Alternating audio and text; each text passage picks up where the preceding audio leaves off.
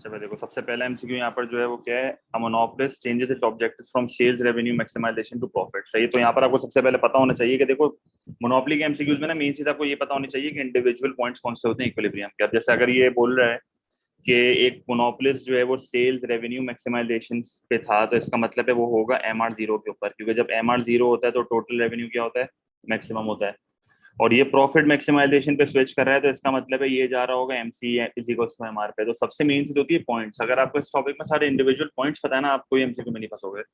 अच्छा, फिर ये देखो उसके बाद क्या बोल रहा है, on the diagram which area represent the monopolies total profit. अगर आप नोटिस करो, अगर मैं एज अ प्रोड्यूसर जो है वो MC इक्वल टू MR पे ऑपरेट कर रहा हूँ, तो मैं ये इस जगह पे ऑपरेट करूंगा, ये मेरा होगा पूरा, क्योंकि ये मेरा देखो MC इक्वल टू MR, तो ये मेरा इक्विलिब्रियम 1 होगा। सही है, पर ये उल्टा जा रहा है। अच्छा 2 मिनट, तो ये पहले MR0 पे, तो पहले ये MR0 पे, तो पहले मैं यहाँ पर पॉइंट लगा देता हूँ। पहले ये इसका MR0 होगा, तो ये मेरा आ गया MR0 वाला पॉइंट, और फिर ये MR0 से जा रहा है MC इक्वल टू MR पे। सही है, तो हमेशा याद रखना, एक और चीज मैं आपको साथ ही बता रहा हूँ, जब एक बिजनेस जो है वो सेल्स रेवेन्यू मैक्सिमाइजेशन से प्रॉफिट मैक्सिमाइजेशन पे जो है वो जाता है, तो आपको पता होना चाहिए कि प्राइस और आउटपुट पे क्या फर्क पड़ता है। आप नोटिस कर लो, जब मैं MR0 से प्रॉफिट मैक्सिमाइजेशन पे जा रहा हूँ, तो एक तो मेरी क्वांटिटी कम हो रही है, दूसरी मेरी प्राइस क्या हो रही है, बढ़ रही है। पर सवाल में से ये नहीं पूछा, सवाल में से पूछा है कि टोटल प्रॉफिट बता दो। तो ओरिजिनल प्रॉफिट मेरा किधर होगा, ओरिजिनल प्रॉफिट मेरा होगा MR0 के ऊपर। और प्रॉफिट क्या होता है आपका, आपका प्रॉफिट होता है total revenue minus total cost. तो आप बेसिकली क्या करोगे, आप नोटिस करो कि ये जो पूरा एरिया है, ये जो MR0 पे मैं ऑपरेट कर रहा हूँ, जब मैं P2 को मल्टीप्लाई करूंगा Q2 से, तो मेरा टोटल रेवेन्यू आ जाएगा। सही है, तो ये डब्बा पूरा मेरा टोटल रेवेन्यू का है। फिर ये जो मेरी है, ये कॉस्ट है, क्योंकि ये MR0 वाली कॉस्ट है। तो अगर आप यहाँ पर नोटिस कर लो, तो ये मेरी आ जाएगी कॉस्ट, तो ये आपकी आ गई कॉस्ट। तो जाहिर सी बात है, जब आप रेवेन्यू में से कॉस्ट को माइनस करोगे, तो ये एरिया आपका प्रॉफिट होना चाहिए। तो MR0 पे आपका प्रॉफिट क्या होगा, MR0 पे आपका प्रॉफिट होगा P2KLF। तो आप उसको बोलोगे आपका ओरिजिनल प्रॉफिट क्या है, आपका ओरिजिनल प्रॉफिट ये है। और जब आप MC इक्वल टू MR पे जाओगे, तो आप नोटिस करो कि P1 को जब मैं Q1 से मल्टीप्लाई करूंगा, तो ये पूरा मेरा टोटल रेवेन्यू होगा। सही है, ये पूरा मेरा टोटल रेवेन्यू होगा। और जाहिर सी बात है, अगर मुझे प्रॉफिट चाहिए तो मुझे इसमें से कॉस्ट माइनस करनी है। तो देखो ये मेरी कॉस्ट है, तो कॉस्ट के नीचे वाला एरिया पूरा कॉस्ट होता है, प्राइस के नीचे वाला पूरा रेवेन्यू होता है। अगर इस तरीके से देख लो, तो बीच वाला जो एरिया वो क्या होगा, प्रॉफिट होगा। तो प्रॉफिट देखो क्या आ रहा है, P1HFG बल के। सही है, तो यहाँ पर मेरा जो है वो आफ्टर मोनोपोली वाला प्रॉफिट क्या है, प्रॉफिट मैक्सिमाइजेशन वाला प्रॉफिट क्या है, ये वाला। तो मेरा आंसर यहाँ पर क्या आ जाएगा, मेरा आंसर आ जाएगा D। अगर मैं हाईलाइट भी कर लूँ, मतलब जैसे ये येलो वाला जो है वो मेरा MR0 का प्रॉफिट है, और ये जो पिंक वाला है ये मेरा MC इक्वल टू MR का प्रॉफिट है। तो मसला यहाँ तक बहुत सिंपल सवाल है ये, बस आपको ग्राफिकली इसको देखना है कि प्रॉफिट के एरिया क्या है। इस चीज का ख्याल करना कि रेवेन्यू या कॉस्ट का एरिया नहीं पूछ रहा है, प्रॉफिट का एरिया पूछ रहा है। सही है, हाँ एक और भी तरीका है, आप सिंपली फॉर्मूला क्या बनता है, जैसे अगर फॉर एग्जाम्पल मुझे MR0 का प्रॉफिट चाहिए, तो मैं P2 को F से माइनस करूंगा और मल्टीप्लाई कर दूंगा Q2 से, तो ये देखो यही वाला डब्बा तो आएगा। बहुत तरीके, इंडिविजुअल तरीके आप अपने हिसाब से कर लेना। सही है, क्वेश्चन नंबर 2 आसान था बहुत, उसमें को लॉजिकल समझाने का नहीं है। A firm wishes to eliminate competition and become a monopoly. एक मोनोपोली, एक फर्म को कंपटीशन को एलिमिनेट करना और मोनोपोली बनना है। सही है, उसको सिंगल फर्म बनना है मार्केट में और उसको मार्केट को लीड करना है। What should it do, maximise output, ऐसा नहीं होता। मैक्सिमाइज प्रॉफिट, प्रॉफिट मैक्सिमाइज आप जब करते हो जब आप मोनोपोली बन जाते हो। रिड्यूस प्राइसेस, सबसे बेस्ट तरीका ये होता है, आप अपनी प्राइजेस को कम करो, आपकी क्वांटिटी डिमांडेड बढ़ेगी, आपकी कस्टमर बेस बढ़ेगी, आपके पास खुद ब खुद कस्टमर आएगा और आप मार्केट के लीडर बन जाओगे। सही है, reduce the number of its suppliers, ये भी कोई इसकी लॉजिक नहीं बन रही। सही है, सबसे बेस्ट तरीका कंपटीशन को एलिमिनेट करने का होता है कि आप प्राइजेस को कम कर दो। इसको कभी कभार ये भी बोला जाता है, ये बिजनेस स्टडीज की टर्मिनोलॉजी है। सही है, तो ये हमारी होगी ये वाली प्राइसिंग, और इसमें इसमें ये होता है, इसमें बेसिकली ये होता है कि आप जो जो ऑलरेडी कंपटीशन आपके पास होता है ना, तो आप उसको ऐसी प्राइसिंग करते हो कि वो मार्केट से बाहर हो जाए। क्योंकि जाहिर सी बात है, अगर आप एक मोनोपोली बनना चाह रहे हो, तो ऑब्वियस सी बात है आपके पास एक सर्टेन एडवांटेज होगा, तभी आप इतनी बड़ी सोच रख रहे हो, आपकी कॉस्ट वगैरह कम होगी। सही है, वही बात है ना कि बेस्ट बेस्ट चॉइस यहाँ पर क्या है, बेस्ट चॉइस यहाँ पर है C, रिड्यूस प्राइसेस। सही है, अपने सप्लायर कम क्यों करेगा, अपने सप्लायर थोड़ी कम करेगा, वो दूसरों के लिए सप्लायर कम कर दे। एक बैरियर ये होता है कि आप अपने सप्लायर से बात कर लो कि भाई तू माल सिर्फ मेरे को देगा, तू दूसरे प्रोड्यूसर को नहीं देगा, ये तरीका होता है। अपने लिए सप्लायर कम क्यों करेगा वो। सही है, तो 2C हो गया। Question number 3, A monopolist changes its objective from profit maximization. Profit maximization क्या होता है? MC is equals to MR to sales revenue maximization. तो मैं इस बार प्रॉफिट मैक्सिमाइजेशन से MR 0 पे जा रहा हूँ. अब मुझे बताओ इसका आंसर क्या होगा. ये बेसिकली 1 वाला हमने करा था, जो सबसे पहले MCQ था ना, ये उसका ही रेपिटेशन है एक तरह से. मैं आपको एरियाज बस डायरेक्ट हाईलाइट करके दे रहा हूँ. यहाँ पर उल्टा कर दिया है उसने. पहले सेल्स रेवेन्यू से प्रॉफिट था, प्रॉफिट से सेल्स. आंसर क्या होगा बताओ. तो ये देखो ये मेरा प्रॉफिट मैक्सिमाइजेशन का प्रॉफिट है. तो प्रॉफिट मैक्सिमाइजेशन का प्रॉफिट देखो क्या आ रहा है. प्रॉफिट मैक्सिमाइजेशन का प्रॉफिट मेरा आ रहा है P1HGF. तो ये आ गया P1HGF. और मेरा जो है वो सेल्स रेवेन्यू मैक्सिमाइजेशन का प्रॉफिट क्या आ रहा है. सेल्स रेवेन्यू मैक्सिमाइजेशन का प्रॉफिट ये आ रहा है. सही है. तो ये हो गया P2KLF. तो यहाँ पर मेरा जो आंसर बन गया वो क्या बन गया. यहाँ पर मेरा आंसर बन जाएगा C. सही है. अच्छा भाई, क्वेश्चन नंबर 4 देख लो. If a firm is making normal profit क्या होता है. नॉर्मल प्रॉफिट वो जगह होती है जहाँ पर एवरेज टोटल कॉस्ट जो है वो एवरेज रेवेन्यू के इक्वल है. सही है. इकोनॉमिक प्रॉफिट भी बोलते हैं इसको. It must be true that average cost equals average revenue. यही आंसर होगा. Marginal cost equals average cost, ऐसी कोई चीज नहीं है. Marginal cost equals average revenue, ये क्या होता है. जब marginal cost average revenue equal होता है इसको क्या बोलते हैं. इसको बोलते हैं MC इक्वल्स टू प्राइस. और अगर आपको याद हो, AR और प्राइस हमेशा क्या होते हैं. AR और प्राइस हमेशा होते हैं इक्वल. तो MC इक्वल्स टू प्राइस बोलो या MC इक्वल्स टू AR बोलो, बात एक ही है. इसको क्या बोलते हैं. इसको बोलते हैं एलोकेटिव एफिशिएंसी वाला पॉइंट, जो सोसाइटी के हिसाब से बेस्ट पॉइंट होता है. सही है. इसको MSB इक्वल्स टू MSCC भी हमने याद करा था, याद होगा आप लोगों को. पब्लिक सेक्टर मोनोपोली जो इधर ऑपरेट करती है. सही है. तो ये मेरा वो होता है. और D क्या है. Margin cost equals to margin revenue. ये क्या होता है. ये हमारा सिंपली होता है प्रॉफिट मैक्सिमाइजिंग वाला पॉइंट. ये कौन सा पॉइंट है. ये हमारा प्रॉफिट मैक्सिमाइजिंग वाला पॉइंट है. तो ये भी नहीं होगा. तो यहाँ पर मेरा सिंपल एक आंसर बन रहा है A, जो कि बहुत स्ट्रेट फॉरवर्ड है. क्वेश्चन 5 की अगर मैं बात करता हूँ, to maximise total revenue. Total revenue को मैक्सिमाइज करने के लिए MR क्या होनी चाहिए. 0. जब MR 0 होती है तो टोटल रेवेन्यू मैक्सिमम पे होता है. Up to which point should a monopolist increase output. Where marginal revenue equals average revenue, बिल्कुल गलत. Where marginal revenue is maximise, बिल्कुल गलत. Where marginal revenue is 0. MR 0 होगा तो टोटल रेवेन्यू मैक्सिमम हो जाएगा. Where price elasticity of demand is 0, ये भी गलत. तो ये price elasticity of demand should be equals to 1, क्योंकि इक्वल्स टू 1 का मतलब है यूनिटरी. और यूनिटरी डिमांड के केस में आपको याद हो, मैं अगर अपनी प्राइसेस को 10% से गिराऊंगा तो मेरी क्वांटिटी डिमांडेड भी 10% से बढ़ेगी और मेरा टोटल रेवेन्यू जो है वो अनचेंज रहेगा. इसका मतलब ये हुआ कि यूनिटरी डिमांड में आप ऑलरेडी एक मैक्सिमम अमाउंट ऑफ रेवेन्यू कमा रहे हो, आपको प्राइस चेंज करने की जरूरत नहीं है. तो अगर आप ऑलरेडी एक मैक्सिमम अमाउंट ऑफ रेवेन्यू कमा रहे हो तो इसका मतलब है यूनिटरी डिमांड पे आपका MR क्या होता है. 0 होता है. समझ आया. अच्छा, question number 6. Question number 6, the diagram shows the cost and revenue of imperfect competition at which output will the firm produce if it wishes to make some supernormal profit to satisfy its shareholders, and at the same time allocate resources efficiently. जब resources को efficiently allocate करना पड़ता है तो इसका मतलब क्या. Allocative efficiency की बात कर रहा है. तो किस पॉइंट पे ऑपरेट करना होगा. MC इक्वल्स टू प्राइस के ऊपर या MC इक्वल्स टू AR बोल दो. तो इसका मतलब अगर मुझे एलोकेटिव एफिशिएंसी अचीव करनी है तो मैं कहां पर ऑपरेट करूंगा. मैं ऑपरेट करूंगा यहाँ पर हमारे पॉइंट C के ऊपर, क्योंकि पॉइंट C के ऊपर आप देख लो, पॉइंट C के ऊपर मेरा MC is equals to price है. तो अगर मेरा MC इक्वल्स टू प्राइस है तो मैं किधर ऑपरेट करूंगा. C के ऊपर, क्योंकि इससे मुझे बोला एलोकेटिव से ऑपरेट करना है. MC, क्योंकि AR जो है वो प्राइस के इक्वल ही होता है ना. तो तुम खाली इसको AR बोल दो या प्राइस बोल दो, बात एक ही है. तो यहाँ पे मेरा आंसर होगा C. अब तक तो बहुत आसान है. Question number 7, the diagram shows a firm's cost and revenue curves. The firm changes its objectives from profit maximization, MC is equals to MR, to sales revenue maximization, MR 0.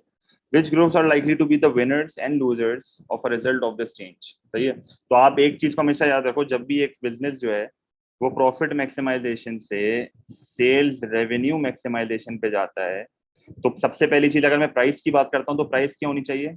Price आपकी हो जाएगी कम और आपका आउटपुट क्या होगा. Output आपका बढ़ेगा. तो प्राइस कम होने से और आउटपुट बढ़ने से विनर कौन होता है. एक तो कंज्यूमर विनर होगा क्योंकि प्राइस कम हो रही है. दूसरा आपका जो है वो वर्कर विनर हो सकता है क्योंकि आपका आउटपुट बढ़ रहा है, पॉसिबल चांसेस कमीशन मिल जाए. मैनेजर्स भी आपके विनर्स हो सकते हैं. सही है. अच्छा, लूजर आपके कौन होंगे. लूजर आपका एक तो शेयर होल्डर होगा, कस्टमर आपका लूजर नहीं होगा. शेयर होल्डर लूजर क्यों होगा. क्योंकि जब प्राइस कम होगी ना तो उसका डिविडेंड कम हो जाएगा. प्रॉफिट कम हो रहा है ना, प्रॉफिट कम होगा तो डिविडेंड भी कम होगा. कस्टमर लूजर नहीं है, ना मैनेजर लूजर है, ना वर्कर लूजर है. तो यहाँ पर आंसर क्या बन रहा है. समझ आ गया. ठीक है. फिर question number 8, the diagram shows a firm in monopoly producing OQ units. OQ units के हम यहाँ पर ऑपरेट कर रहे हैं। यहाँ पर देखो क्या हो रहा है, किधर ऑपरेट कर रहे हैं, MC इज इक्वल टू, देखो ये MC है, ये MR है, तो किधर ऑपरेट कर रहे हैं, MC is equal to MR पे। और आप नोटिस करो कि मेरी एवरेज टोटल कॉस्ट ऊपर है। तो सबसे पहले देखो एलिमिनेशन मेथड से करते हैं। What outcome can be observed in the diagram, क्या यहाँ पर प्रॉफिट सेटिस्फाइसिंग हो रहा है? प्रॉफिट सेटिस्फाइटिंग तो वो कंटेस्टेबल वाली सिचुएशन होती है ना, तो ये तो यहाँ पर नहीं हो रही। क्या रेवेन्यू मैक्सिमाइजेशन हो रही है? वो तो MR 0 पे होती है। क्या यूनिट कॉस्ट मिनिमाइजेशन हो रही है? क्या एवरेज टोटल कॉस्ट मिनिमम पे ऑपरेट कर रहे हैं? यहाँ भी ऑपरेट नहीं कर रहे। तो एलिमिनेशन मेथड से आंसर क्या बन रहा है, ए। अगर आपने मेरी मोनोपोली की PDF सही से रिवाइज करी है ना, तो आपको एक चीज मिलेगी, लॉस मिनिमाइजेशन। लॉस मिनिमाइजेशन में ये होता है कि आपकी average total cost average revenue से ऊपर होती है। लॉस मिनिमाइजेशन में क्या होता है, जरा सुनना। आपकी एवरेज टोटल कॉस्ट जो है वो एवरेज रेवेन्यू से ऊपर होती है, जो कि यहाँ पर है, ये देखो एवरेज टोटल कॉस्ट ऊपर है, एवरेज रेवेन्यू नीचे। आप क्या करते हो, आप जान पूछ के जो है वो MC इक्वल टू MR पे ऑपरेट करोगे। क्यों? क्योंकि आप कोशिश करोगे कि हमें जो है वो ज्यादा से ज्यादा प्रॉफिट हो, क्योंकि हमारा लॉस मिनिमाइज हो। समझो क्या बोल रहा हूँ? आप चाहोगे कि आप जो है वो MC इक्वल टू MR पे ऑपरेट करो और आप ज्यादा से ज्यादा पैसा कमाने की कोशिश करो, ताकि आपका लॉस क्या हो, मिनिमाइज हो। क्योंकि अगर तुम MR 0 पे ऑपरेट करोगे तो तुम्हारा लॉस इतना मिनिमाइज नहीं होगा। तो तुम चाहोगे कि तुम्हारी प्राइस जो है वो हाईएस्ट लेवल पे हो और तुम्हारी लॉस जो है ना वो कम से कम हो जाए, क्योंकि जाहिर सी बात है लॉस के पॉइंट पे तो तुम यही चाहोगे ना कि तुम्हारा लॉस बस किसी तरह कम हो जाए। और लॉस कम करने के लिए तुम्हें किधर ऑपरेट करना पड़ेगा, उस पॉइंट पे ऑपरेट करना पड़ेगा जहां पर प्रॉफिट का सबसे ज्यादा पोटेंशियल है। सही है? तो तुम्हें यहाँ पर इतना सा लॉस हो रहा है और तुम अपने लॉस को मिनिमाइज करने की कोशिश कर रहे हो किसी तरीके से, कोई मसला। और ये भी एक ऑब्जेक्टिव होता है। ये किस केस में होता है, जब आपकी average total cost average revenue के ऊपर हो और आप फिर भी ऑपरेट करो MC is equal to MR पे। और आप क्यों ऑपरेट कर रहे हो, आप इसलिए ऑपरेट कर रहे हो क्योंकि आपका लॉस किसी तरह जो है वो क्या हो जाए, मिनिमाइज हो जाए। कोई मसला है यहाँ तक, क्लियर है? अच्छा भाई, तो क्वेश्चन नंबर 8 भी हमारा हो गया। Question number 9, in the diagram marginal cost, ये सारी चीजें दी हुई हैं। What will be the output of a profit maximising firm whose cost and functions are shown above. Profit maximising firm क्या होती है, जो MC is equal to MR पे ऑपरेट करती है। तो किधर ऑपरेट करेंगे हम, यहाँ पर ऑपरेट करेंगे। तो स्ट्रेट फॉरवर्ड आंसर है भाई, ये रहा MC is equal to MR, तो W ऑपरेट करूंगा, वो W आंसर होगा यहाँ पे। सही है, आसान है वो। Question number 10, at the curves highest point. अब देखो हाईएस्ट पॉइंट टोटल रेवेन्यू का क्या है, हाईएस्ट पॉइंट टोटल रेवेन्यू का है ये वाला। यहाँ पर टोटल रेवेन्यू मैक्सिमाइज हो रहा है, हाईएस्ट पॉइंट बोला है ना इसने। इस कर्व का हाईएस्ट पॉइंट जो टोटल रेवेन्यू का मैक्सिमम वाला पॉइंट है, और टोटल रेवेन्यू के मैक्सिमम वाले पॉइंट पे MR क्या होती है, 0। अब यहाँ पर तो स्ट्रेट फॉरवर्ड आंसर D बनता है कि मार्जिनल रेवेन्यू 0 होगी। पर मैं फिर भी आपको एक चीज यहाँ पर रिवाइज करा रहा हूँ, ताकि जो है ना आपका रिवीजन हो जाए प्रॉपर। आप याद करो, जब मैंने आपको इम्परफेक्ट कंपटीशन पढ़ाया था तो मैंने आपको इंट्रोड्यूस किया था आपका इम्परफेक्ट में, कि ये मेरा एवरेज रेवेन्यू होता है, ये मेरा मार्जिनल रेवेन्यू होता है, ये मेरी प्राइस कॉस्ट रेवेन्यू होती है, ये मेरी क्वांटिटी होती है, ये मेरा टोटल रेवेन्यू और ये मेरी क्वांटिटी। फिर मैं क्या करता हूँ, मैं जो है वो बेसिकली MR 0 से एक नीचे लाइन लेके आता हूँ और इस लाइन को जो है वो ऊपर की तरफ एक्सटेंड करता हूँ, ये मेरा होता है। इसको मैं बोलता हूँ मिड पॉइंट, जो कि यूनिटरी है। ये हमारा होता था मोर देन 1 और ये हमारा होता था लेस देन 1, और along the demand of PED follow होती थी। अगर मैं कहता हूं कि मैं इलास्टिक में प्राइस को गिरा रहा हूं, अगर आपको याद हो इलास्टिक के केस में जब आप प्राइस को गिराते थे तो आपकी हल्की सी प्राइस गिरती थी, क्वांटिटी ज्यादा से बढ़ती थी और टोटल रेवेन्यू बढ़ता था।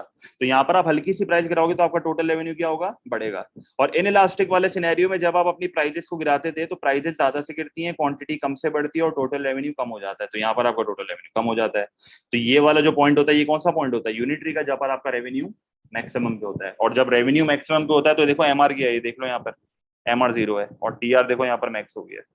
सही है, तभी इसका आंसर जो है वो D है। कोई मसला? तो marginal revenue is equal to marginal cost, ये आपका क्या होता है, ये आपका प्रॉफिट मैक्स है। Average revenue is equal to average cost, ये आपका नॉर्मल प्रॉफिट है। Marginal revenue is equal to average revenue, ये फालतू है। सही है, कोई मसला यहाँ तक, 10 क्लियर है ये। एक बार वाई लिख दो ताकि मैं आगे बढ़ जाऊँ कुछ।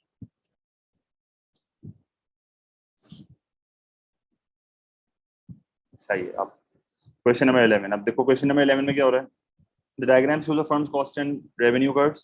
The firm embarks on a successful 100 million advertising campaign. अब 100 मिलियन एडवर्टाइजिंग कैंपेन है। नॉर्मली हम एडवर्टाइजिंग जो है ना वो आउटसोर्स करते हैं टू मार्केटिंग एजेंसी। सही है, नॉर्मली जो है मैं क्या करता हूँ, मैं एडवर्टाइजिंग को आउटसोर्स करता हूँ टू मार्केटिंग एजेंसीज, और नॉर्मली एडवर्टाइजिंग जो है ना वो फिक्स कॉस्ट होती है, अगर आप अकाउंटिंग की बुक्स में भी देखते हो फिक्स कॉस्ट, सही है। तो how will this affect it's cost and revenue curves? मुझे बताओ, जब मैं एडवर्टाइजिंग करूंगा तो जाहिर सी बात है मैं बेवकूफ तो नहीं हूं, मैं डिमांड बढ़ाने के लिए कर रहा हूँ। तो जब तुम डिमांड बढ़ाने के लिए कर रहे हो तो तुम्हारा एआर और एमआर का कर्व तो लाजमी तौर पर राइट शिफ्ट होगा, क्योंकि तुम एडवर्टाइजिंग कर ही इसलिए रहे हो। सीधे हाथ पे शिफ्ट होने का मतलब क्या है कि डिमांड बढ़ रही है। अब मुझे देखना है कि मार्जिनल कॉस्ट और एवरेज कॉस्ट पे क्या फर्क है। देखो मार्जिनल कॉस्ट पे कोई भी फर्क नहीं पड़ेगा। क्यों फर्क नहीं पड़ेगा? क्योंकि मार्जिनल कॉस्ट जो है वो बेसिकली क्या देखती है कि एक यूनिट को बनाने की कॉस्ट। अब एडवर्टाइजिंग तो मेरी एक फिक्स कॉस्ट है ना। जब मैं एकदम से एडवर्टाइजिंग करूंगा तो सबसे पहला जो अफेक्ट आएगा वो मेरे एवरेज कॉस्ट के ऊपर आएगा, मार्जिनल कॉस्ट के ऊपर नहीं आएगा। तो आप उसको बोलोगे कि आपकी मार्जिनल कॉस्ट जो है वो क्या रहेगी, अनचेंज रहेगी। पर आपकी एवरेज कॉस्ट जो है वो ऊपर की तरफ लाजमी तौर पे शिफ्ट होगी। क्यों ऊपर की तरफ शिफ्ट होगी? ये इसलिए ऊपर शिफ्ट होगी क्योंकि तुम्हारी बेसिकली क्या हो रही है, तुम्हारी ओवरऑल कॉस्ट बढ़ रही है बिजनेस की, सही है। तुम्हारी इंडिविजुअल यूनिट की कॉस्ट नहीं बढ़ रही, तुम्हारी ओवरऑल कॉस्ट बढ़ रही है, जो कि क्योंकि एडवर्टाइजिंग एक फिक्स कॉस्ट है। तो तुम्हारा एवरेज कॉस्ट जो है वो ऊपर शिफ्ट हो जाएगा, तुम्हारी कॉस्ट बढ़ जाएगी और पॉसिबल चांस है तुम्हारे प्रॉफिट पे अफेक्ट है। पर क्योंकि तुम्हारा डिमांड भी बढ़ रहा है तो हम कह नहीं सकते कि प्रॉफिट पे क्या अफेक्ट आएगा, सही है। तो यहाँ पर आंसर तुम्हारा क्या होगा, बी होगा। और ये एमसीक्यू जो है ना वो 5-6 बार रिपीट हो चुका है 10 सालों में, तो ये बहुत रिपीट करता है इसको। क्लियर है? तो मसला है इस वाले में। Question number 12, the diagram shows the firm's cost and revenue. Demand बढ़ रही है ना, demand AR is demand curve, AR और एमआर डिमांड का पार्ट है, तो डिमांड बढ़ती है, तो राइट पुट जा रहा है। द डायग्राम शोज एडवर्टाइजिंग का डिमांड नहीं बढ़ेगी, सही है। The diagram shows the firm's cost and revenue curves. The firm changes objective from sales revenue maximisation जो कि एमआर 0 है, टू प्रॉफिट मैक्सिमाइजेशन जो कि MC is equal to MR है। पीछे कोई भी मसला हो टाइप कर देना, मैं बता दूंगा। अगर मैं सेल्स रेवेन्यू से प्रॉफिट मैक्सिमाइजेशन पे स्विच कर रहा हूं तो प्राइस पे क्या इफेक्ट आएगा? सबसे पहली चीज तो तुम्हारी प्राइस जो है वो बढ़ेगी और तुम्हारी क्वांटिटी जो है वो क्या होगी, कम। तो प्राइस के बढ़ने से कस्टमर तो लाजमी तौर पे लूज करेगा, क्योंकि जाहिर सी बात है हायर प्राइसेस पे करनी है। अगर वर्कर का कमीशन जो है वो जुड़ा हुआ था हमारा सेल से, तो जब प्राइस बढ़ेगी और तुम एमआर 0 से प्रॉफिट मैक्सिमाइजेशन पे आओगे तो यहाँ पर वर्कर को भी नुकसान होगा। क्यों? क्योंकि वर्कर का कमीशन चले जाएगा। तो यहाँ पर तुम्हारा आंसर क्या होगा, ठीक है।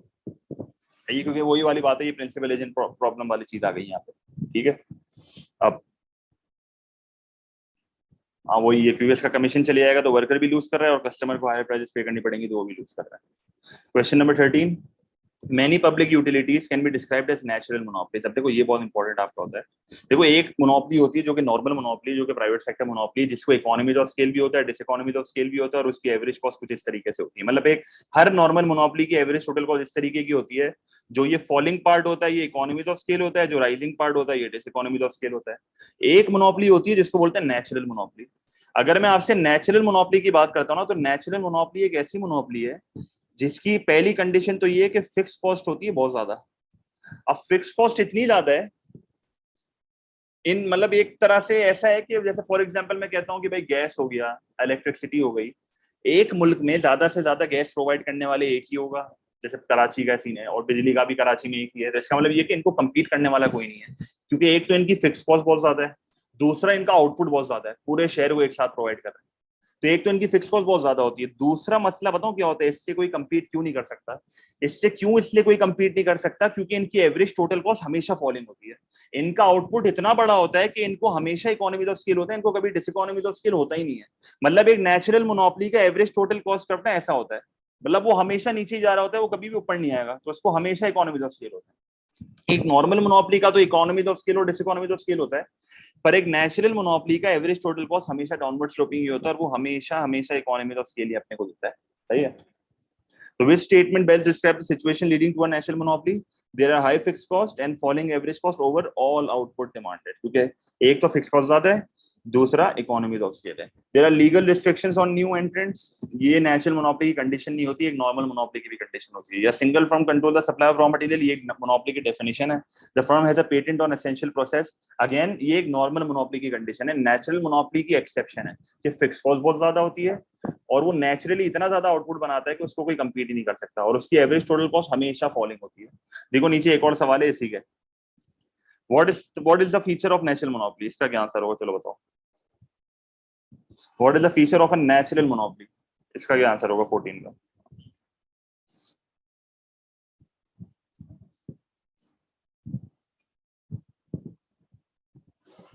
बताओ 14 का भाई।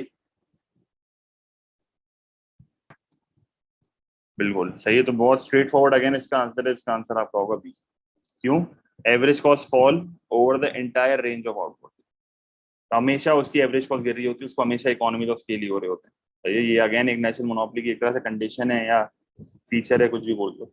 सही है। 15, a firm is already the monopoly producer of a product X.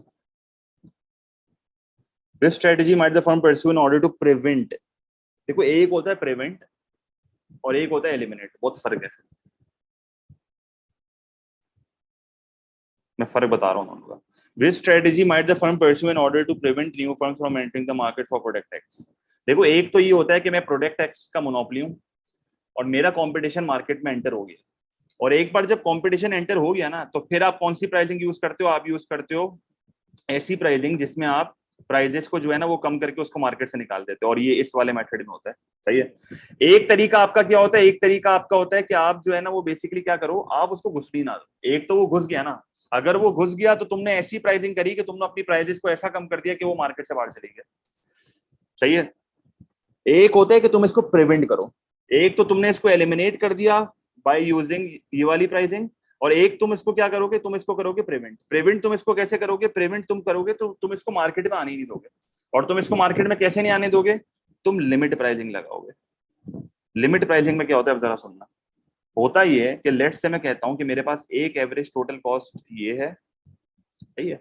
ये एक एवरेज टोटल कॉस्ट है जो कि न्यू एंट्रेंट की है, जो कि मार्केट में घुसना चाह रहा है या मार्केट में घुस गया है या घुसना चाह रहा है। सही है। और एक एवरेज टोटल कॉस्ट होता है जो कि ऑलरेडी एक मोनोपोली है वहां पे। सही है। अब जाहिर सी बात है, जो मोनोपोली होगी उसकी कॉस्ट न्यू एंट्रेंट से कम ही होगी ना। तो मोनोपोली जानबूझ के क्या करेगा? मोनोपोली एक ऐसी प्राइस सेट करेगा जो कि न्यू एंट्रेंट के नॉर्मल प्रॉफिट पे होगी। पोटेंशियल पोटेंशियल प्राइस ऐसी रखेगा कि अगर एक न्यू एंट्रेंट आ भी जाता है तो मैं ऐसी प्राइस रखूंगा कि इसके नॉर्मल प्रॉफिट पे होगी। अब जाहिर सी बात है, इसको मार्केट में सरवाइव तो करना है। मैं इसके साथ ऐसा, इसको एक तरह से मैं बुली कर रहा हूँ, मतलब इसकी एवरेज टोटल कॉस्ट है, मैं इसके नॉर्मल प्रॉफिट को ऑपरेट कर रहा हूँ। मतलब मैंने अपनी प्राइस को ऐसी जगह पे लगा दिया कि इसको नॉर्मल प्रॉफिट हो, और जैसे ही एक बार मार्केट में घुसने की कोशिश करेगा तो मैं प्राइस को मजीद नीचे कर दूंगा। जैसे ही मैं प्राइस को मजीद नीचे कर दूंगा तो आप देखो मुझे तो अभी भी सुपर नॉर्मल प्रॉफिट हो रहा है, क्योंकि मेरी एवरेज रेवेन्यू तो अभी भी एवरेज टोटल कॉस्ट के ऊपर है। पर मसला ये है कि मैं हल्की सी प्राइस नीचे कर दूंगा ना तो इसको लॉस होना शुरू हो जाएगा, न्यू एंट्रेंट को लॉस होना शुरू हो जाएगा। तो लिमिट प्राइसिंग ये होती है। लिमिट प्राइसिंग ये होती है कि जब आप जो है वो आप न्यू एंट्रेंट का एवरेज कॉस्ट और आपका एवरेज कॉस्ट, आप उसके बीच में प्राइस को रखो, और शुरू में आप नॉर्मल प्रॉफिट पे रखो, और अगर वो ज्यादा कुछ करे तो आप प्राइस को और कम कर दो ताकि उसको लॉस शुरू हो जाए। उसको जैसे ही लॉस शुरू होगा या तो वो मार्केट में कभी आएगा ही, या तो वो मार्केट से चले जाएगा, या बाहर वाले भी देख के चले जाएंगे, बोलेंगे भाई ये तो मार्केट में सबको निकाल रहा है। तो यहाँ पर आप क्या यूज करते हो? Limit pricing. और प्रिवेंट करने के लिए आप कभी भी कोऑपरेशन नहीं करोगे। ये वाली तो आपकी जब यूज होती है जब आप किसी कंपटीशन को एलिमिनेट करना होता है। सही है। क्योंकि इसमें आप क्या करते हो, इसमें आप प्राइसेस को कम कर देते हो, इतना कम कर देते हो कि आपके जो एक्सिस्टिंग कंपटीशन है वो भाग जाता है, और प्राइस लीडरशिप तो आपका ओलिगोपोली में होता है, और ये भी कोऑपरेशन होती है। सही है। तो आपका यहाँ पर आंसर क्या होगा? बी होगा। और ये लिमिट प्राइसिंग पेपर में बहुत आता है, तो इसको ये कॉन्सेप्ट आपको आना, ओलिगोपोली में होता है, ये आपको कॉन्सेप्ट आना चाहिए। अच्छा 16 की अगर मैं बात करता हूँ तो क्वेश्चन 16 में क्या हो रहा है? The diagram shows the cost and revenue curve of a monopolist whose only cost of production is the fixed cost. What will be the monopolist profit maximizing price? एक मोनोपोलिस्ट की प्रॉफिट मैक्सिमाइजिंग प्राइस की होगी। अब ये जरा गौर से सुनना, ये क्या बोला है इसने, अजीब से बात कर दी है। इसने बोला कि सिर्फ cost of production fix cost है। इसका मतलब क्या है, जरा सुनना। Total cost is equal two variable cost plus fix cost. सही है। लेट्स से मैं आपको कहता हूँ कि सही है, अगर मेरी only cost of production fix cost है ना, इसका मतलब है वेरिएबल कॉस्ट कुछ है ही नहीं, यही मतलब है ना इसका, वेरिएबल कॉस्ट कुछ है ही नहीं। अच्छा आप जरा सुनना गौर से। लेट्स से मैं कहता हूँ मेरी फिक्स कॉस्ट है $10 और वेरिएबल कॉस्ट है 0। सही है। तो मेरी टोटल कॉस्ट कितनी होगी? $10 ही हो जाएगी। सही है। मेरी टोटल कॉस्ट कितनी हो जाएगी? $10 ही। मार्जिनल कॉस्ट अगर आपको याद हो, लेट्स से फॉर एग्जांपल मैं कहता हूँ मैंने मल्टीपल यूनिट्स लिख दिए, 1 यूनिट, 2 यूनिट, 3 यूनिट, 4 यूनिट, और लेट्स से मैं कहता हूँ हर यूनिट पे मेरी टोटल कॉस्ट कितनी है? 10 10 10 10, क्योंकि फिक्स कॉस्ट ही है। तो मार्जिनल कॉस्ट कैसे निकलेगा? मार्जिनल कॉस्ट आपका निकलता है चेंज इन टोटल कॉस्ट से। तो ये देखो यहाँ भी 0 है, यहाँ भी 0 है, यहाँ भी 0 है, यहाँ भी 0 है। इसका मतलब थ्रू आउट द रेंज मेरी मार्जिनल कॉस्ट क्या है? 0। तो जब एक बिजनेस की कॉस्ट सिर्फ फिक्स्ड कॉस्ट होती है ना, तो मार्जिनल कॉस्ट एग्जिस्ट नहीं करती। और आप देखो इस डायग्राम में आपको मार्जिनल कॉस्ट दिख भी नहीं रही होगी, क्योंकि मार्जिनल कॉस्ट है ही 0। अगर इसने मुझे बोला है प्रॉफिट को मैक्सिमाइज करना है, तो प्रॉफिट किधर मैक्सिमाइज होता है? Marginal cost is equal to marginal revenue. Profit किधर मैक्सिमाइज होता है? प्रॉफिट मैक्सिमाइज होता है marginal cost equal to marginal revenue. इसका मतलब ये हुआ कि मैं marginal cost is equal to marginal revenue को ऑपरेट करूंगा। मेरी मार्जिनल कॉस्ट भी जीरो है और मेरी मार्जिनल रेवेन्यू भी जीरो होनी चाहिए ना, अगर मुझे दोनों को इक्वल करना है। मेरी मार्जिनल कॉस्ट तो वैसे ही जीरो है, मेरी मार्जिनल कॉस्ट तो वैसे ही जीरो है, तो मुझे अगर इसको इक्वल करना है तो मेरी मार्जिनल रेवेन्यू भी जीरो होना चाहिए। और अगर मुझे मार्जिनल जीरो को रेवेन्यू करना है तो मैं कहाँ पर ऑपरेट करूंगा? फिर मैं ऑपरेट करूंगा सेल्स रेवेन्यू मैक्सिमाइजेशन पे। तो यहाँ पर मेरा सेल्स रेवेन्यू मैक्सिमाइजेशन पे प्रॉफिट मैक्सिमाइज हो रहा है। सुनो गौर से क्या बोला है, यहाँ पर मेरा सेल्स रेवेन्यू मैक्सिमाइजेशन पे प्रॉफिट मैक्सिमाइज हो रहा है। समझ आया? तो फिर तुम्हें इधर ऑपरेट करना पड़ेगा। तो तुम्हारा आंसर यहाँ पर होगा डी। ये मुश्किल एमसीक्यू था, ये बसना यहाँ तक, कोई टेंशन है इसमें? ये क्योंकि मेरी मार्जिनल कॉस्ट जीरो थी तभी मुझे एमआर भी जीरो करना है। अब एमआर जीरो कहाँ पर होगा? एमआर जीरो सेल्स रेवेन्यू पे होगा। सही है। क्वेश्चन नंबर 17 देख लेते हैं। क्वेश्चन नंबर 17 में क्या कह रहा है? हाँ, सेल्स नहीं हो सकता ना, लॉजिकली देखना, लॉजिकली देखना। यहाँ पर मुझे एमसी और एमआर को इक्वल करना है ना। एमसी और एमआर को इक्वल करने के लिए एमसी जीरो है, एमआर जीरो है। प्रॉफिट मैक्सिमाइज बोल दिया ना इसने, एमसी इक्वल टू एमआर बोल दिया इसने। सही है। एमसी जीरो है तो फिर एमआर को जीरो रख के दोनों को इक्वल कर दिया ना मैंने। वो फिर नॉर्मल प्रॉफिट होता है। अगर आपको मैं बताऊं ना, सेल्स यूनिट वो नॉर्मल प्रॉफिट होता है। सही है, सही है। फिर तो प्रॉफिट मैक्सिमाइज में नहीं होगा, नॉर्मल प्रॉफिट पे होगा। A monopolist chooses an output that maximizes profits and makes normal profits. Average total cost is equal to average revenue हो गया। What must be the correct output chosen? अब इसने बोला हुआ नॉर्मल प्रॉफिट पे कर रहे हैं तो फिर ये आंसर हो गया। Average cost equals average revenue. Average revenue equals marginal revenue नहीं, marginal cost is at minimum नहीं, द मोनोपोली एलोकेटिवली, एलोकेटिव तो एमसी इक्वल्स टू प्राइस पे होता है। इसका वो ये आंसर होगा क्योंकि बोल रहे हैं नॉर्मल प्रॉफिट को ऑपरेट करना है। तो नॉर्मल प्रॉफिट तो मेरा ए पे हो रहा है, बस इसको तो रहने दो, आसान एमसीक्यू था, इतना कुछ सोचने का इसमें है नहीं। सही है। अच्छा, फिर 18 की अगर मैं बात करता हूँ तो देखो 18 में क्या बोल रहा है? 18 अब देखो, अब आसान आसान एमसीक्यू आ रहे हैं वहाँ पे। The diagram shows the cost and revenue for a firm in imperfect competition, which level of output would produce only a normal profit. तो नॉर्मल प्रॉफिट क्या होता है? Average total cost is equal to average revenue. ये रहा, D answer होगा, खत्म, सोचने का ही नहीं इसमें। इसको देखो क्या क्या बोलते थे अगर आपको याद हो। इसको एक तो तुम सेल्स मैक्सिमाइजेशन बोल सकते हो, सेल्स रेवेन्यू मैक्सिमाइजेशन नहीं बोला है, सेल्स मैक्सिमाइजेशन। और ये कौन सा होता है? ये सेल्स वॉल्यूम मैक्सिमाइजेशन होता है, जिधर आप ज्यादा से ज्यादा यूनिट बेचते हो। सही है। इसको साथ में क्या बोलते हैं? इसको साथ में बोलते हैं subject to normal profit. Subject to normal profit क्यों बोलते हैं? सब्जेक्ट टू नॉर्मल प्रॉफिट इसलिए बोलते हैं क्योंकि यहाँ पर मेरी एवरेज कॉस्ट और एवरेज रेवेन्यू इक्वल होती है। इसको कभी कभार पेपर में परफेक्ट कंटेस्टेबिलिटी भी बोला जाता है, क्योंकि अगर आपको याद हो कंटेस्टेबल की रेंज ये होती थी ना, अगर आपको याद हो ये चीज, कंटेस्टेबल की रेंज जो है वो ये होती थी। तो इसको कभी कभार परफेक्ट कंटेस्टेबिलिटी भी बोला जाता है। परफेक्ट कंटेस्टेबिलिटी इसको क्यों बोलते हैं? क्योंकि यहाँ पर जो है ना वो बेसिकली संक कॉस्ट आपकी जीरो हो जाती है। यहाँ पर संक कॉस्ट क्या हो जाती है? जीरो। तो ये सब भी टेस्ट करता है वो पेपर में। मार्च के पेपर में एक बार संक कॉस्ट का सवाल भी आ गया था। संक कॉस्ट मैंने आपको बताया था, वो कॉस्ट जो कि इररिलेवेंट है, जो कि रिकवर नहीं होती कभी भी बिजनेस ओपनिंग पे। 19, the diagram shows the profit maximizing monopolist. What would be the change of price if the profit, if the monopolist changed from profit maximization, मतलब MC is equals to MR से मैं कहाँ पर जा रहा हूँ? Revenue maximisation, MR zero पे। तो प्राइस का क्या चेंज होगा? पहले मैं यहाँ पर था, तो पहले जब मैं यहाँ पर हूँ तो मेरी प्राइस होगी ये, और जब मैं स्विच मारूंगा MR जीरो पे, तो MR जीरो पे मेरी प्राइस क्या हो रही है? ये, तो ये मेरा स्विच होगा, R2S होगा। सही है। तो मेरी प्राइस R2S आ जाएगी। और जाहिर सी बात है, मैंने आपको पहले ही बताया, जब आप प्रॉफिट मैक्सिमाइजेशन से रेवेन्यू पे आओगे तो आपकी प्राइस तो लाजमी तौर पे कम होगी। सही है। और क्वांटिटी आपका जो है वो बढ़ेगा, फिर वही लूजर और विनर वाली बात आ जाती है। Question number 20, the diagram shows cost and revenue curves for a firm. सही है। Cost and revenue for a firm, the firm seek to either maximise profit और maximise revenue. What is the correct price and quantity competition for each. अच्छा, सही है। अगर मैं maximise profit की बात करता हूं तो मैं प्रॉफिट मैक्सिमाइज किधर करूंगा? MC इक्वल्स टू MR पे। रेवेन्यू मैक्सिमाइज किधर करूंगा? MR जीरो पे। तो अगर मैं प्रॉफिट मैक्सिमाइज करता हूं तो मैं ऑपरेट करूंगा Q1 के ऊपर और P1 के ऊपर। तो P1 और Q1 मेरा प्रॉफिट मैक्सिमाइजिंग का होगा, तो ये होगा। और अगर मैं ऑपरेट करता हूँ MR0 के ऊपर, तो MR0 मेरा है Q3 के ऊपर, देख लो आप, MR0 है Q3 के ऊपर, और Q3 के ऊपर आप देख लो प्राइस क्या चल रही है, P3 प्राइस चल रही है और क्वांटिटी Q3 चल रही है, तो ये आपका आ गया रेवेन्यू मैक्सिमाइजेशन, तो आपका ए हो जाएगा। सही है, स्ट्रेट फॉरवर्ड ये भी था, सिर्फ आपको ना पेंसिल से ऊपर करके प्राइस और क्वांटिटी निकालनी है। क्वेश्चन नंबर 18 बहुत स्ट्रेट फॉरवर्ड है, सिंपली इसने पूछा नॉर्मल प्रॉफिट, नॉर्मल प्रॉफिट कहाँ पर होती है, average cost equal to average revenue, तभी आंसर यहाँ पर ठीक है, बस और क्या सोचने का यहाँ पे। सही है, ये तो मैं एक्स्ट्रा चीजें बता रहा था जो बता रहा था।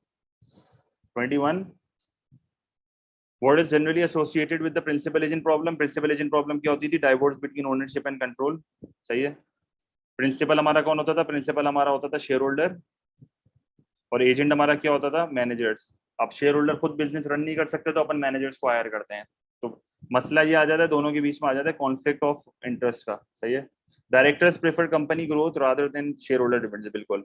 डायरेक्टर्स बोलते हैं कि कंपनी की ग्रोथ हो, MR0 पे ऑपरेट करें, शेयर होल्डर बोलते हैं डिविडेंड चाहिए, MCG को MR पे ऑपरेट करो। कॉन्फ्लिक्ट आ गया दोनों के बीच में, तभी यहाँ पर इसका आंसर है। सही है, जिधर कॉन्फ्लिक्ट आ गया वहां पर आंसर ये हो जाएगा। सही है, ये भी सिंपल हो गया। 22 देख लो, 22 में क्या कह रहा है, विच diagram represents accurately, which diagram accurately represents the revenue curves of a producer in imperfect competition। तो imperfect competition के revenue curves जो है वो मेरे को देखना है। तो imperfect competition के revenue curves आपके यहाँ पर क्या है, ये होता है ना, एक तो आपका TR कुछ इस तरीके का होता है, बिल्कुल TR तो सब में यही होता है imperfect competition में, ये मेरा AR होता है और ये मेरा MR होता है, तो ये A आंसर होगा इसका। सही है, यही आंसर होगा इसका, स्ट्रेट फॉरवर्ड है। और एक और देखो, एक और मैं आपको लॉजिक देता हूँ, ये क्यों आंसर है, ए आंसर क्यों है, आप नोटिस करो, रेवेन्यू मैक्सिमाइज हो रहा है, रेवेन्यू मैक्सिमाइज हो रहा है यहाँ पे, ये देखो MR0 है, इस वाले में ये नहीं हो रहा, ये देखो इस वाले में AR0 पे रेवेन्यू मैक्सिमाइज कर रहा है, गलत। इस वाले में ये AR0 पे वापस TR, और देखो MR आगे रखा हुआ है, AR पीछे रखा हुआ है, तभी इसका आंसर है। बहुत गौर से देख के करना है ये सवाल, आपको ये ऑप्शन A C D सारे सेम लगेंगे, बी तो बिल्कुल अलग ही है, बी को तो हटाई दो, बी तो अलग लीग में आ गया। सही। 23 The diagram shows the cost and revenue curves of a firm in a contestable market. It is currently charging profit maximizing price OP1, तो currently मैं OP1 के ऊपर हूँ, तो currently मैं OP1 के ऊपर हूँ। In order to better the entrance firm decides to change its aim to sales maximizing। Sales maximizing क्या होता है, ये वॉल्यूम की बात कर रहा है, ये रेवेन्यू की बात नहीं कर रहा। और सेल्स मैक्सिमाइजिंग कहाँ पर होती है, average total cost is equal to average revenue पे, क्योंकि वो बोलते हैं ना अपना sales volume maximisation subject to normal profit, अभी पीछे बताया, तो किधर ऑपरेट करेगा, इधर, क्योंकि यहाँ पर देखो average cost is equal to average revenue हो जाएगी। परफेक्ट कंटेस्टेबिलिटी भी बोलते हैं ना इसको, परफेक्ट कंटेस्टेबिलिटी भी बोलते हैं इसको, तो यहाँ पर आपका हो जाएगा P4, यह आपका हो जाएगा P4, और ये आपकी क्वांटिटी क्या हो जाएगी Q4, तो ये हो जाएगा। सही है, हाँ बल्कि यही आ रहा है। सही है, कोई मसला, कोई टेंशन नहीं आता, तो P4 होगा, हाँ बिल्कुल। 24 The diagram shows the cost and revenue curves of a monopoly. What is the firm's objective it produces at OX? OX पे ऑपरेट करूंगा तो क्या ऑब्जेक्टिव होगा, MR0 है, MR0 होता है तो नॉर्मल प्रॉफिट तो नहीं हो रहा, ये तो average total cost equal to average revenue पे होता है, प्रॉफिट भी नहीं हो रहा, ये MCG इक्वल टू MR पे होता है, रेवेन्यू मैक्सिमाइज हो रहा है क्योंकि MR0 है, मिनिमाइज एवरेज कॉस्ट, ये एवरेज टोटल कॉस्ट मिनिमम पे होता है। सही है, बहुत आसान है। 25 देख लो, 25 क्या कह रहा है, the diagram shows the that a producer increases output from OQ1 to OQ2। पहले मैं Q1 पे था, अब मैं Q2 पे जा रहा हूँ, क्या हो रहा है ये, Q1 पे मेरा प्रॉफिट मैक्सिमाइज हो रहा था क्योंकि MCG का MR है, Q2 पे क्या हो रहा है, Q2 पे आपका सेल्स रेवेन्यू मैक्सिमाइज हो रहा है, तो ये किधर होता है MR0 के ऊपर। अब एक बात तो क्लियर है कि रेवेन्यू तो लाजमी तौर पे बढ़ रहा है, क्योंकि देखो उसने वही बोला ना, what will be the result, revenue तो लाजमी तौर पे बढ़ रहा है पर प्रॉफिट कम होगा, क्योंकि तुम स्विच मार रहे हो ना, तुम Q1 से Q2 पे जा रहे हो, तो रेवेन्यू तो लाजमी तौर पे बढ़ेगा, रेवेन्यू तो लाजमी तौर पे बढ़ेगा, पर प्रॉफिट जो है वो लाजमी तौर पे जो है वो कम होगा, तो यहाँ पर आंसर क्या हो जाएगा C। 25 का आंसर क्या हो जाएगा, C हो जाएगा। क्लियर है इस चीज का मसला, प्रॉफिट इसलिए कम होगा क्योंकि आप प्रॉफिट मैक्सिमाइजिंग का सेल्स रेवेन्यू पा रहे हो, तो प्रॉफिट तो कम होगा ही ना, आपका मैक्सिमम प्रॉफिट है MCG को MR पे, तो MR0 पे प्रॉफिट कम ही होगा ना कंपैरिजन में।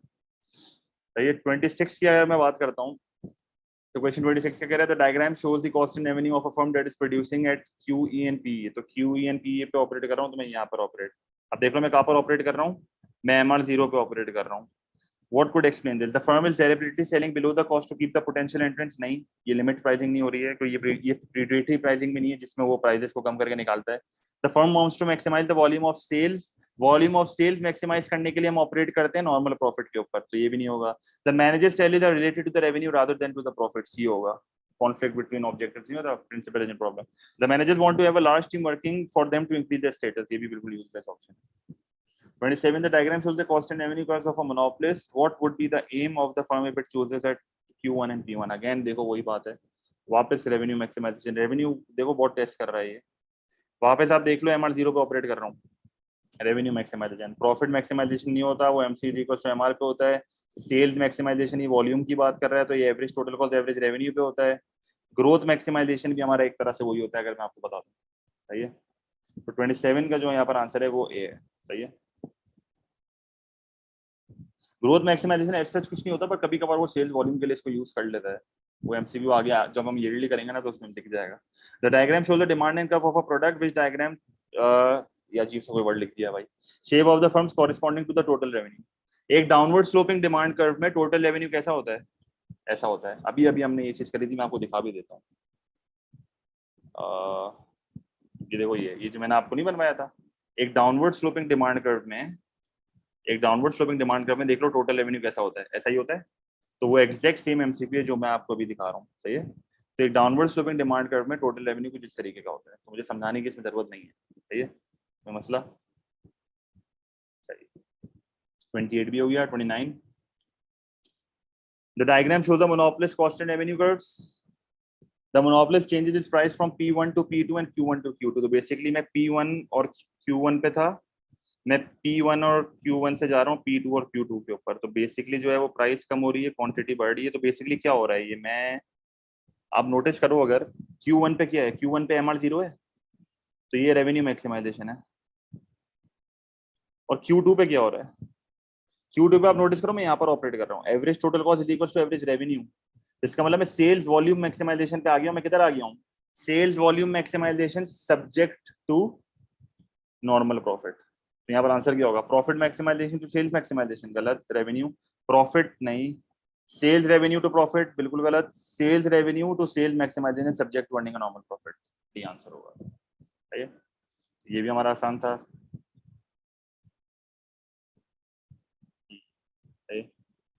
30 देख लो. ये थोड़ा अगेन देखो, एक और नेचुरल मोनोपोली कॉन्सेप्ट है, ये भी सुन लेना. A government is attempting to achieve allocative efficiency, MC equals to price. सही है. क्या मतलब? सेल्स मैक्सिमाइज बेटा, वॉल्यूम मैक्सिमाइज हो रहा है ना. अभी तो पीछे इतनी बार रिपीट करा. सेल्स रेवेन्यू मैक्सिमाइजेशन और सेल्स मैक्सिमाइजेशन में फर्क है. रेवेन्यू का मतलब होता है MR0 total revenue maximum. Sales maximisation का मतलब तुम वॉल्यूम को मैक्सिमाइज कर रहे हो और वो नॉर्मल प्रॉफिट के ऊपर होता है. क्लियर है?